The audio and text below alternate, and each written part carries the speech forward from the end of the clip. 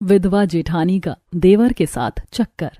शीतल अपनी देवरानी की आरती उतारते हुए कहती है, हाओ रश्मि, दाहिने पैर से कलश गिराकर गृह प्रवेश करो। रश्मि मुस्कुराते हुए कलश गिराकर गृह प्रवेश करती है और देखती है कि घर फूलों से काफी अच्छी तरह सजा हुआ था। ये देखकर रश्मि कहती है, वाह भाभी, घर इतना सुंदर सजा हुआ है, क्या सचमुच मेरे स्वागत की तैयारी है? मुझे तो विश्वास नहीं होता।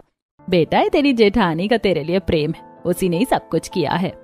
अरे, और वैसे पूरा घर हमारी बड़ी बहू ही संभालती है, सबका ध्यान रखती है वो। अरे माँ, अब तो छोटी भाभी भी आ गई हैं। अब तो शीतल भाभी को चैन की सांस लेने दो, वरना ये तो सारा दिन रोबोट की तरह काम करती रहती हैं। अब काम बढ़ जाएगा तो शायद भाभी हमारे साथ बैठकर कभी कभी कोई फिल्म भी देख सकेंगी। क्यों भाभी, अब तो आराम मिलेगा ना? हाँ माँ, अब रश्मि आ गई है तो भाभी का बोझ कम होगा। अरे बातें बहुत हो गई हैं, सुबह जल्दी उठना भी है। चलो सभी लोग जाकर अपने कमरे में आराम करो। विश्वनाथ के ऐसा कहने पर सभी लोग अपने कमरे में जाकर आराम करते हैं। रश्मि अपने पति से बातें करते हुए बातों ही बातों में कहती है, वैसे कल मेरी पहली रसोई की रस्म है, तो आप मुझे बता दीजिए कि घर वालों को खाने में क्या पसंद है। मैं सबके लिए उनकी पसंद का खाना बना दूंगी। वैसे रश्मि, मुझे तो घर वालों की पसंद और नापसंद के बारे में ज्यादा कोई जानकारी नहीं है। हाँ, लेकिन अगर तुम जानना चाहती हो तो भाभी से पूछ लेना।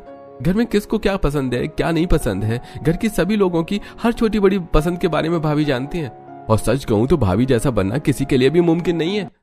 अपने पति के मुंह से अपनी भाभी की इतनी तारीफ सुनकर रश्मि जल जाती है और मन ही मन सोचती है, मुझे समझ नहीं आता कि इस घर में मैं जब से आई हूँ तब से सभी लोग सिर्फ और सिर्फ जेठानी जी की ही तारीफ कर रहे हैं। ऐसा भी क्या खास है उनमें? रश्मि सो जाती है। अगली सुबह जब उठती है तो अपने कमरे में ड्रेसिंग टेबल के सामने बैठकर तैयार हो रही थी। कमरे में रश्मि के सिवा कोई नहीं था। तभी उसका फोन बजता है। उसकी माँ का कॉल है। वो रश्मि से कहती है, रश्मि बेटा, कैसी है तू? तेरे ससुराल में सब कुछ ठीक ठाक तो है ना?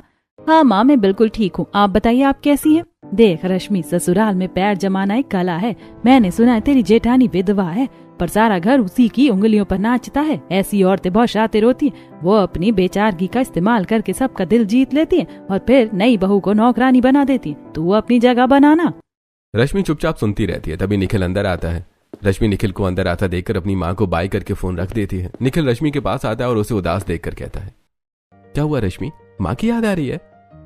डरो मत, ये घर भी अब तुम्हारा ही है। हाँ निखिल, मैं भी यही सोचती हूँ। अब रश्मि तैयार होकर रसोई में पहुंचती है और खाना बनाने की तैयारी करने लगती है। तभी शीतल वहां पर आ जाती है और कहती है, अरे रश्मि, तुम इतनी जल्दी रसोई में भी आ गई। हाँ मुझे पता है आज तुम्हारी पहली रसोई है, तो तुम पहली रसोई को लेकर बहुत एक्साइटेड। वैसे अगर तुम कहो तो मैं खाना बनाने में तुम्हारी मदद कर सकती हूँ। नहीं भाभी, उसकी कोई जरूरत नहीं है। आज मैं अपने हाथों से ही सभी के लिए खाना बनाऊंगी। ठीक है रश्मि, तो तुम खाना बना लो। अगर किसी चीज की जरूरत पड़े तो मुझे बताना, मैं बाहर ही हूँ। ऐसा कहकर शीतल वहां से चली जाती है और घर के दूसरे कामों में लग जाती है। इधर रश्मि ने वेज पुलाव, मसालेदार कढ़ी पकौड़ा, फूली हुई गर्मा गर्म नान, अमृतसरी छोले, बूंदी का रायता और मीठे में बादामी हलवा बनाया था। थोड़ी देर बाद डाइनिंग टेबल पर पूरा परिवार इकट्ठा होता है। रश्मि गर्व से सबको खाना परोसती है। ससुर जी पहला निवाला खाकर कहते हैं, अरे वाह बहू, रश्मि बहू, हलवा तो वाकई बहुत बढ़िया बना है। मेहनत साफ दिख रही है। शोभा, देखो हमारी छोटी बहू के हाथों में भी कम जादू नहीं है। हाँ पिताजी, रश्मि ने सुबह से 1 मिनट भी कमर सीधी नहीं की। बहुत दिल से बनाया है उसने सब कुछ। सच में रश्मि, हलवा तो एकदम लाजवाब बना है। अब तो मेरी दोनों बहुएं इस घर के 2 पहिए हैं। अब मुझे रसोई की चिंता करने की जरूरत नहीं है। शीतल, तू इसे धीरे धीरे सब सिखा देना। रश्मि देखती है कि सभी लोग खुश होकर तारीफ करते हुए खाना खा रहे हैं, लेकिन आर्यन चुपचाप खाना खा रहा है। ये देखकर रश्मि आर्यन से कहती है, देवर जी, आप तो कुछ बोल ही नहीं रहे। आपको कढ़ी कैसी लगी? मैंने खास आपके लिए ज्यादा पकौड़े डाले हैं। भाभी, खाना तो अच्छा है पर सच कहूं तो शीतल भाभी के हाथ की कढ़ी का कोई मुकाबला नहीं है। आपका खाना भी अच्छा है, पर भाभी जैसा स्वाद शायद ही कोई ला सके। ये सुनकर रश्मि का चेहरा एकदम से पीला पड़ जाता है। उसकी सारी मेहनत, सारा पसीना एक पल में बेकार हो गया। उसे ऐसा महसूस होता है जैसे उसका अपमान किया गया हो। रश्मि को अपनी जेठानी से अब और ज्यादा जलन होने लगती है। वो मन में सोचती है, खाना अच्छा होने के बावजूद भी देवर जी ने जेठानी जी की तारीफ की। ये लड़का जानबूझकर मुझे नीचा दिखा रहा है। सभी लोग खाना खा लेते हैं। उसके बाद रश्मि सारे बर्तनों को इकट्ठा करके किचन में जाती है और सिंक में बर्तन धोने लगती है। तभी शीतल वहां आती है और कहती है, तुम रहने दो रश्मि, तुम अभी नई नई आई हो, ये बर्तन मैं धो लूंगी। तुम जाकर आराम करो। भाभी, मैं कोई मेहमान नहीं हूँ, मैं कर लूंगी। वैसे भी आप तो सालों से ही इस घर को अकेले संभालते आई हो। अब मेरी भी तो कुछ जिम्मेदारी बनती है। ये सारी जिम्मेदारियां जिंदगी भर आप खुद ही उठाना चाहती हैं क्या? नहीं रश्मि, मेरा वो मतलब नहीं था। मैं तो बस तुम्हारा बोझ कम करना चाहती थी। आर्यन छोटा है, उसकी बातों को दिल पर मत लिया करो। उसे बस मेरे हाथ के खाने की आदत पड़ गई है। धीरे धीरे उसे तुम्हारे हाथ का स्वाद भी बहाने लगेगा। शीतल की बात सुनकर रश्मि मुस्कुरा देती है और बर्तन धोने लगती है और रश्मि फिर अपने कमरे में जाकर आराम करती है। धीरे धीरे समय बीत रहा था और अब रश्मि की शादी को पूरा 1 हफ्ता बीत चुका था। एक दिन शीतल रश्मि दोनों मिलकर कपड़े धोती हैं और फिर कपड़ों को छत पर फैलाने ले जाती हैं। दोनों छत पर कपड़े फैलाते हुए बातें करती हैं। रश्मि शीतल से कहती है, वैसे भाभी एक बात बताइए, आपके पति को क्या हो गया था? उनकी मृत्यु कैसे हुई थी?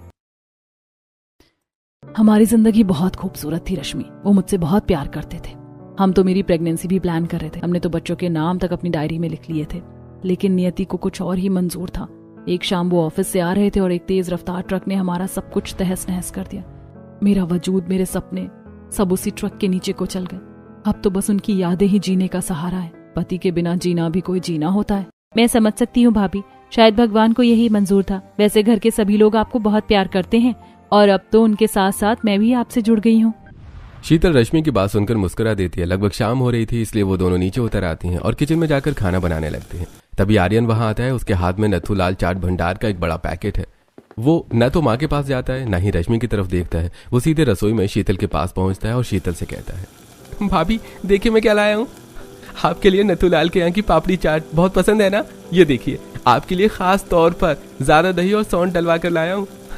चलो अब जल्दी से मुंह खोलो। आर्यन अपने हाथ से शीतल को चाट का एक बड़ा निवाला खिलाता है। शीतल मुस्कुराकर खा लेती है। आर्यन की आंखों में शीतल के लिए एक अलग ही तरह का समर्पण दिख रहा है। रश्मि सिंक के पास खड़ी ये सब अपनी आंखों से देख रही है। तभी आर्यन रश्मि से कहता है, रश्मि भाभी आप भी खा लेना, ये रखा है, मुझे थोड़ा जरूरी काम है, मैं ऊपर जा रहा हूँ। ऐसा कहकर आर्यन वहां से चला जाता है। तब रश्मि मन ही मन सोचती है, ये क्या था? मैं तो इस घर की बहू हूँ, पर आर्यन ने सिर्फ जेठानी जी को अपने हाथों से चाट खिलाया, मुझे नहीं। ये सोचकर रश्मि अपने काम में लग जाती है। रात को रश्मि बिस्तर पर लेटी है, पर उसे नींद नहीं आ रही। वो अपनी माँ को फोन लगाती है और सारा हाल सुनाती है। ये सब सुनकर रश्मि की माँ कहती है, देख रश्मि, जो तू बता रही है वो मामूली बात नहीं है। ये विधवा औरतें बहुत शातिर होती हैं। समाज में अपनी इज्जत बनाए रखने के लिए जवान देवरों को अपना गुलाम बना लेती। हाथ से चाट खिलाना, उसकी पसंद का ख्याल रखना, ये सब प्यार नहीं है, ये अफेयर के पक्के सबूत हैं। माँ, पर सब उन्हें देवी कहते हैं और निखिल भी उन्हें बहुत प्यार करते हैं। उनके लिए तो उनकी भाभी जैसे दुनिया में कोई और है ही नहीं। रश्मि अपनी माँ से काफी देर तक बातें करती है और फिर फोन रख देती है और सो जाती है। अगले दिन शाम को शीतल अपनी सास के पास आती है और कहती है, माँ जी, घर में सब्जियां खत्म हो गई हैं, मैं बाजार जा रही हूँ। हाँ बहू, ठीक है, तू जा कर ले आ। अब शीतल अकेली बाजार चली जाती है। थोड़ी देर बाद निखिल आता है। रश्मि को एक सुंदर सी ड्रेस में तैयार हुआ देखकर कहता है, अरे तुम तो बहुत सुंदर लग रही हो, ऐसा लग रहा है कि एक बार तुमसे फिर से शादी कर लूं। आपने कहा था ना कि आप मुझे घुमाने ले चलोगे, इसीलिए मैं तैयार हूँ।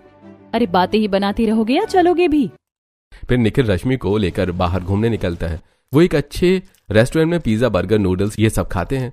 वापसी में रश्मि की नजर सड़क के उस पार एक मशहूर आइसक्रीम पार्लर पर पड़ती है। वहां के पारदर्शी शीशे से वो देखती है कि शीतल और आर्यन एक कोने वाली टेबल पर बैठे हैं। आर्यन बहुत हंस रहा है और अपनी चम्मच से शीतल को आइसक्रीम चखा रहा है।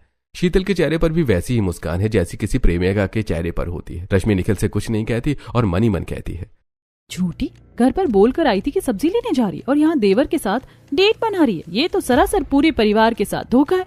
ससुर जी को पता चलेगा तो क्या होगा? थोड़ी देर बाद रश्मि निखिल के साथ घर पहुंचती है और अपनी सास से कहती है, माँ जी, जेठानी जी अभी तक नहीं आई क्या? नहीं बेटा, वैसे उसे गए काफी देर हो गई है, बस आती ही होगी। कल्पना ऐसा कह रही थी कि तभी शीतल वहां आ जाती है, लेकिन उसके हाथ में सब्जियां नहीं थी। कल्पना कहती है, अरे आओ आओ शीतल बहू, तुम सब्जियां ले आई क्या?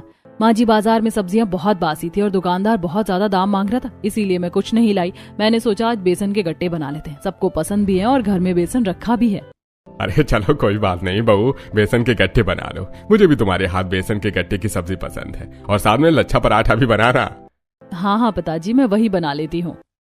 ऐसा कहकर शीतल अपने कमरे में चली जाती है। ऐसे ही कुछ दिन बीत जाते हैं। रश्मि को पिछले कुछ दिनों से कमजोरी और जी मिचलाने जैसा महसूस हो रहा है। उसके मन में एक उम्मीद जागती है कि शायद वो माँ बनने वाली है। वो निखिल से प्रेगनेंसी किट मंगवाती है और सुबह उठकर टेस्ट करती है। वो प्रार्थना कर रही थी कि रिपोर्ट पॉजिटिव आए, लेकिन रिपोर्ट नेगेटिव आती है। वो टूट जाती है और फूट फूट कर रोने लगती है। तभी रश्मि उसके कमरे में आती है और प्रेगनेंसी की किट को देखकर और रश्मि को रोता हुआ देखकर सब कुछ समझ जाती है और कहती है, मत रो रश्मि, अभी तो तुम्हारी शादी को कुछ ही दिन हुए हैं, सब्र रखो। मेरी प्रार्थना भगवान जरूर सुनते हैं। इस घर में जल्दी ही किलकारियां गूंजेंगी। मुझे भी बच्चे की बहुत तड़प है। मैं चाहती हूँ कि इस घर का आंगन भर जाए। ऐसे 2 दिन बीत जाते हैं। रात के करीब 12 बज रहे थे और रश्मि को प्यास लगती है। वो देखती है कि उसके रूम में रखे जग में पानी खत्म हो गया है, तो वो अपने आप से कहती है, अरे पानी तो खत्म हो गया, ऐसा करती हूँ कि किचन से जाकर ले आती हूँ। यही सोचकर रश्मि किचन में जाती है। किचन के दरवाजे पर पहुंचते ही उसे कुछ फुसफुसाहट की आवाज आती है। वो दरवाजे के पीछे ही छुप जाती है और झांक कर देखती है तो शीतल और आर्यन आपस में बातें कर रही थी। रश्मि उसकी बातें सुनने लगती है। अरे पता है भाभी, हमारे रिश्ते को इतना समय हो गया है लेकिन अभी तक घर में किसी को कुछ नहीं पता है। लेकिन आर्यन, तुम भला ये बात कब तक घर वालों से छुपा कर रखोगे? तुम्हें घर वालों को सच बता देना चाहिए। हाँ पता नहीं भाभी, घर वाले हमारे रिश्ते को एक्सेप्ट कर पाएंगे या नहीं। जो भी हो, लेकिन मेरा फैसला तो अटल है। तुम चिंता मत करो आर्यन, घर वाले तुम्हारी खुशी के लिए आज नहीं तो कल मान ही जाएंगे। रश्मि उल्टे पांव अपने कमरे में वापस आ जाती है और लेट कर मन ही मन सोचती है। अच्छा, तो ये चल रहा है शीतल और आर्यन के बीच में। वैसे तो पूरे परिवार की नजर में देवी बनती है, लेकिन अंदर ही अंदर देवर से चक्कर चला रही है। शर्म भी नहीं आती। पता नहीं जिस दिन घर वालों को पता चलेगा उस दिन उन्हें कैसा लगेगा। यही सोचते हुए रश्मि सो जाती है। अगली सुबह रश्मि और शीतल दोनों रसोई में काम कर रही थी। तभी आर्यन आता है और कहता है, भाभी मेरी व्हाइट वाली शर्ट प्रेस करके रखी है क्या आपने? हाँ आर्यन, तुम्हारे कमरे में टेबल पर ही रखी है, जाओ पहन लो। थोड़ी देर बाद विश्वनाथ आते हैं और कहते हैं, अरे शीतल बहू, मुझे मेरी खाली पेट खाने वाली दवाइयां मिल नहीं रही हैं, जरा ढूंढ कर दे दे, वरना तू ही कहेगी कि मैंने दवाइयां नहीं खाई। हाँ हाँ पिताजी, मैं अभी ही देती हूँ। अब शीतल जाती है और अपने ससुर के कमरे से दवाइयां ढूंढ कर उन्हें दे देती है। फिर रसोई में आकर काम करने लगती है। तभी कल्पना वहां आती है और कहती है, बहू मेरा चश्मा नहीं मिल रहा, अखबार पढ़ रही थी, जरा तू दे देगी क्या? हाँ हाँ माँ जी, क्यों नहीं, 1 मिनट रुकिए, मैं अभी ढूंढ कर ला देती हूँ। अब शीतल हॉल में जाती है और चश्मा ढूंढ कर लाकर अपनी सास को देती है। ये देखकर कल्पना शीतल से कहती है, शीतल बहू, तूने तो पूरे घर को संभाल रखा है, अगर तू नहीं होती तो पता नहीं हम लोगों का क्या होता। भगवान ऐसी बहू बड़ी ही किस्मत से देते, हम सबको तुझ पर बड़ा ही गर्व है।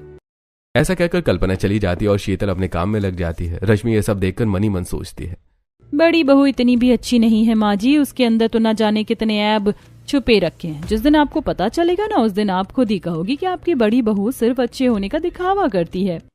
ऐसे कुछ दिन बीत जाते हैं। एक दिन रश्मि अपने पति के साथ डॉक्टर के पास अपना ट्रीटमेंट करवाने गई थी। वो डॉक्टर के कैबिन से बाहर निकलती है। तब निखिल उससे कहता है, रश्मि तुम इस बेंच पर बैठो, तब तक मैं दवाइयां ले आता हूँ।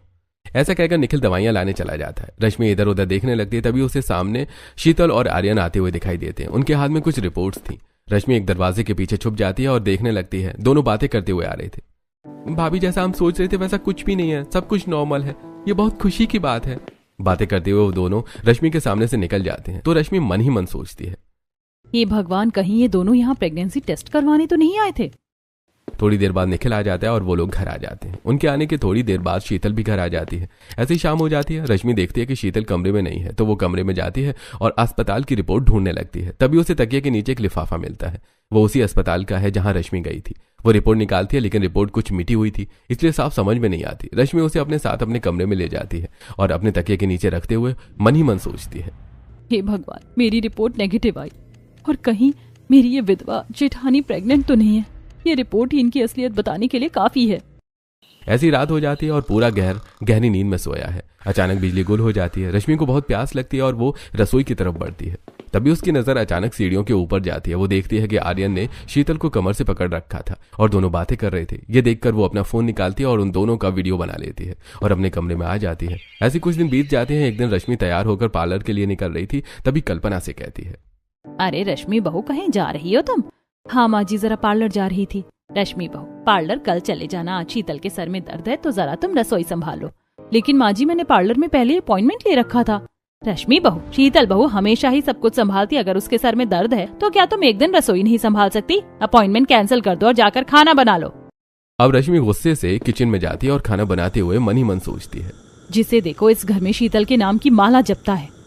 तभी रश्मि देखती है कि उसके मोबाइल का चार्ज खत्म हो रहा था। रश्मि अपने आप से कहती है, अरे मोबाइल का चार्ज खत्म हो रहा है, ऐसा करती हूँ कि पहले से चार्ज में डाल देती हूँ, फिर खाना बनाती हूँ। यह सोचकर रश्मि अपना फोन लेकर अपने कमरे में चार्ज करने के लिए जा रही थी। तभी वो देखती है कि शीतल के कमरे में शीतल और आर्यन दोनों बैठे हैं। रश्मि चुप कर देखने लगती है और साथ ही वीडियो भी बनाने लगती है। आर्यन शीतल को एक ब्रेसलेट दिखाते हुए कहता है, भाभी दिखकर बताओ ये ब्रेसलेट कैसा लग रहा है?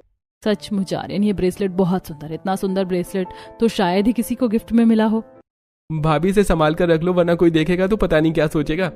रश्मि उन दोनों का वीडियो बना लेती है और वापस रसोई में आ जाती है। ऐसे ही 3 दिन बीत जाते हैं। आज बुआ जी घर आई थी। सभी लोग साथ में बैठकर बातें करते हैं और शीतल सबके लिए नाश्ता लगाती है। नाश्ता करने के बाद बुआ जी कहती हैं, विश्वनाथ, कल्पना, कल सुबह हमारे कुल देवता की विशेष पूजा है। मैं चाहती हूँ कि बड़ी बहू शीतल की मुख्य कलश की स्थापना करे और पूजा में सबसे आगे बैठे। इसके कदम इस घर के लिए बहुत शुभ रहे। इसी के कारण यह घर आज तक जुड़ा हुआ है। लेकिन बुआ जी, जेठानी जी तो विधवा है और मैंने सुना है कि विधवा औरत किसी शुभ काम में नहीं बैठती। आप कहीं तो मैं और निखिल बैठ जाए पूजा में। रश्मि बहू, इन सब दकियानूसी बातों को हम नहीं मानते और वैसे हमारी बहू के कदम इतने शुभ है कि वो जो काम करती है वो सिर्फ शुभ ही होता है। हाँ, रश्मि माँ सही कहती हैं। वैसे भी बड़ी होने के नाते पूजा में बैठने का अधिकार सिर्फ भाभी को है, हमें नहीं। ये सारी बातें सुनकर अब रश्मि से बर्दाश्त नहीं होता और वो गुस्सा होते हुए कहती है, बस कीजिए आप लोग, बहुत हो गया। जिसे आप इस घर का भाग्य और शुभ कह रही हैं, वो असल में इस घर की सबसे बड़ी बदकिस्मती और कलंक है। ये विधवा जेठानी पूजा में नहीं बैठ सकती क्योंकि इसका चरित्र मैला हो चुका है। रश्मि, तुम पागल हो गई हो? हाँ, होश में आओ, ये क्या कह रही हो? पागलपन मैं नहीं कर रही, पागल ये दोनों हमें बना रहे हैं। देखिए ये वीडियो, देखिए कैसे ये जेठानी जी रात के सन्नाटे में देवर के साथ रोमांस करती हैं। ऐसा कहकर रश्मि अपने मोबाइल के वीडियो सभी को दिखाती और कहती है, ये विधवा प्रेग्नेंट है। मेरे पास अस्पताल की रिपोर्ट है जिस पर आर्यन के साइन है। ये सब्जी का बहाना बनाकर बाहर आर्यन के साथ डेट पर जाती है और आर्यन अपने हाथ से इसे आइसक्रीम खिलाता है और रसोई में ये दोनों आधी रात को बातें करते हैं। आर्यन इसे सुंदर ब्रेसलेट देकर सबसे छुपा कर रखने को कहता है। और तो और सीढ़ियों पर रात में भी इसे देवर के साथ रोमांस करने में डर नहीं लगता। शर्म आनी चाहिए आप दोनों को, इस घर की इज्जत को नीलाम करते हुए। रश्मि की बात सुनकर हॉल में खामोशी छा जाती है। शीतल खड़ी खड़ी कांप रही और फूट फूट कर रोने लगती है और रोते हुए रश्मि से कहती है, रश्मि, पति के चले जाने से मेरा सुहाग उजड़ा है, मेरा आत्मसम्मान नहीं। विधवा होना मेरी किस्मत थी, लेकिन मेरा चरित्र क्या है ये मेरी परवरिश और मेरी नियति तय करती है। जो तुम कह रही हो वो ठीक नहीं है। तभी आर्यन आगे आता है। उसके चेहरे पर अब डर नहीं बल्कि उसकी आंखों में गुस्सा था। वो गुस्से में लाल पीला होते हुए कहता है, भाभी, बोलने से पहले आपको एक बात सच तो जान लेना चाहिए था। कहीं ऐसा ना हो कि सच जानकर आपको शर्मिंदा होना पड़े। अच्छा, शर्मिंदा मुझे होना चाहिए, आप दोनों को नहीं? मुझे यकीन नहीं आता कि कोई इतना बेशर्म कैसे हो सकता है कि सबूत मिलने के बाद भी अपनी गलती ना माने। भाभी, आपको गलतफहमी हुई है। वैसे बात सिर्फ मेरी होती तो मैं आपको कोई सफाई नहीं देता, लेकिन बात मेरी माँ जैसी भाभी की है, इसलिए मैं आपको सफाई जरूर दूंगा। उस दिन मैं भाभी के कमरे में गया और मैंने उन्हें अपनी गर्लफ्रेंड के बारे में सारी बातें बताई। भाभी, मैं उसे बहुत प्यार करता हूँ। कॉलेज में हम दोनों साथ थे, लेकिन वो बहुत गरीब है, इसलिए मेरी हिम्मत ही नहीं हो रही है कि मैं घर में उसके बारे में बात कर सकूं। मुझे पता है माँ और पिताजी नहीं मानेंगे। अरे नहीं नहीं देवर जी, ऐसी कोई बात नहीं है, हम मिलकर उन्हें मनाएंगे। वो बात की बात है भाभी, पहले आज आप उससे मिल तो लो। मैंने उसे आइसक्रीम पार्लर में बुलाया है, आप किसी बहाने से वहां आ जाना।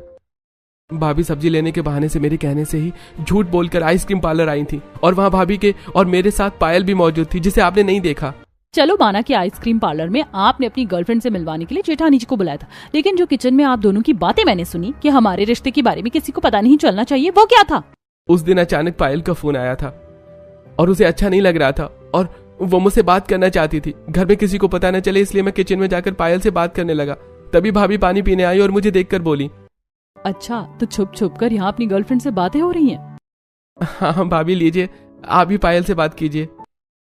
फिर भाभी ने भी पायल से बात की। फोन रखने के बाद हम दोनों पायल और मेरे रिश्ते के बारे में ही बात कर रहे थे और आपको लगा कि मैं भाभी और अपने रिश्ते के बारे में बात कर रहा हूँ। हो सकता है कि किचन में आप दोनों की बातों से मुझे गलतफहमी हो गई हो, लेकिन मैंने आप दोनों को खुद ही अस्पताल में एक साथ देखा था। और तो और मैंने उस फाइल में जेठानी जी की प्रेगनेंसी रिपोर्ट भी पॉजिटिव देखी थी। रुको, मैं अभी फाइल लेकर आती हूँ। ऐसा कहकर रश्मि अपने कमरे में जाती और अपने तकिए के नीचे से प्रेगनेंसी रिपोर्ट लेकर आती है और निखिल के हाथों में देते हुए कहती है, ये देखो निखिल, तुम खुद ही पढ़ लो। निखिल रिपोर्ट को खोलकर पढ़ता है और रश्मि को दिखाते हुए कहता है, हाँ रश्मि, ये प्रेगनेंसी रिपोर्ट जरूर है, लेकिन इसमें तो किसी कृतिका का नाम है। रश्मि भी रिपोर्ट लेकर देखती है तो निखिल सच कह रहा था। तब आर्यन कहता है, हाँ भाभी, कृतिका पायल की बड़ी बहन है। पायल अकेली हॉस्पिटल जा रही थी और उसे डर लग रहा था, इसलिए मैं और भाभी भी पायल के साथ कृतिका का प्रेगनेंसी टेस्ट करवाने वहां गए थे। और वो जो उस दिन तुम शीतल भाभी को ब्रेसलेट देकर कह रहे थे कि इसे छुपा दो वरना घर वाले पता नहीं क्या सोचेंगे, वो क्या था? भाभी, आपको उससे पहले की बात भी सुनना चाहिए था जब मैं ये कह रहा था।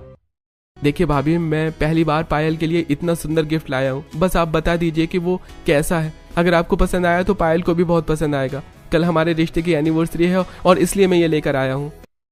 और मैं पायल के लिए लाया हुआ ब्रेसलेट ही शीतल भाभी को छुपा कर रखने के लिए कह रहा था।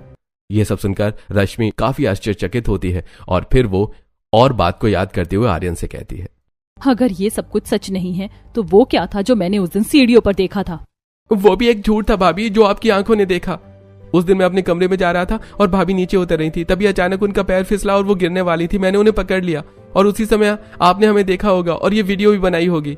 अब रश्मि की आंखों के सामने सारी बातें साफ हो रही थी। तभी कल्पना कहती है, शर्म आनी चाहिए बहू तुझे, आर्यन और शीतल बहू के बारे में ऐसी बातें करते हुए।